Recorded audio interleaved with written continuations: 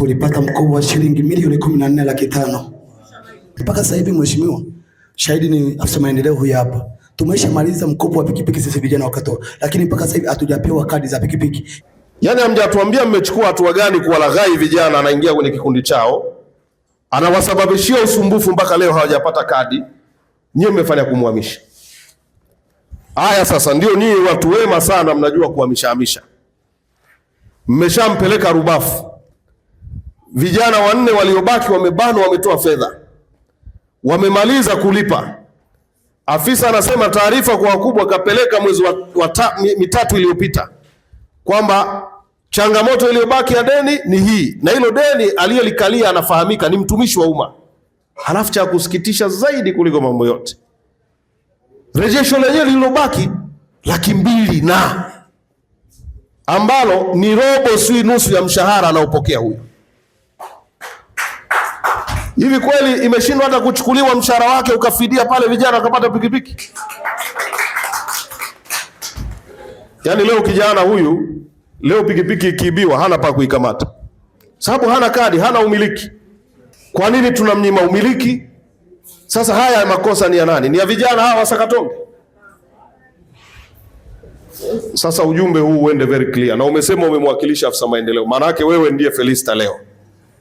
Mwambie Felista, mwambie kabisa bila kupepesa macho, leo tarehe ngapi? 13. Ndani ya mwezi mmoja tunataka vijana wapate kadi zao hao. Tunataka wapate kadi zao. Wasipokuwa na kadi, brother, itakuwa ni hatari. Mwenyekiti wetu wa vijana wa mkoa alifuatilia hilo swala kwa haraka, na mpaka sasa hivi kadi tunazo, tumezipata kadi zetu za pikipiki kwa kikundi cha Wasakatonge. Tunamshukuru sana mwenyekiti, lakini pia tunamshukuru mkurugenzi wetu wa halmashauri yetu ya Bukoba pamoja na afisa maendeleo wetu wa wilaya ya Bukoba kwa kutekeleza swala la mheshimiwa mwenyekiti. Alikuwa ametoa mwezi mmoja, lakini hata mwezi haukufika.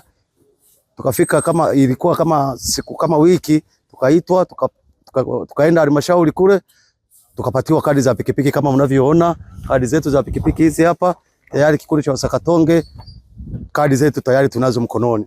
Tunamshukuru mwenyekiti wa vijana wa mkoa Faris Burwani kwa kufuatilia swala letu, na kilio chetu amekisikia na kukipokea na kukiwasilisha kwa wahusika. Tayari tunazo kadi za pikipiki. Lakini pia tunamshukuru rais wetu wa Jamhuri ya Muungano wa Tanzania Mama Samia Suluhu Hassan, sisi kama vijana kwa kutupa fursa alizotupa vijana chini ya mkopo wa vijana 10% ya mkopo wa vijana wa halmashauri. Kwa kweli vijana tunaneemeka. Kama mnavyotuona sisi ni bodaboda hapa, pikipiki zetu hizi hapa, tunafanya kazi, tunajikimu kipato chetu, hatuna shida yoyote ile. Mama tuna imani naye, tuna imani na rais wetu wa Jamhuri ya Muungano wa Tanzania Mama Samia Suluhu Hassan. Pongezi zetu zimuendee vijana wa Katoro, bodaboda wa Katoro, vijana kikundi cha Wasakatonge. Tunampongeza sana, tunamuombea mema mama yetu, aendelee kuwa na nguvu na afya njema. Tunaomba tuendelee kuwa na amani.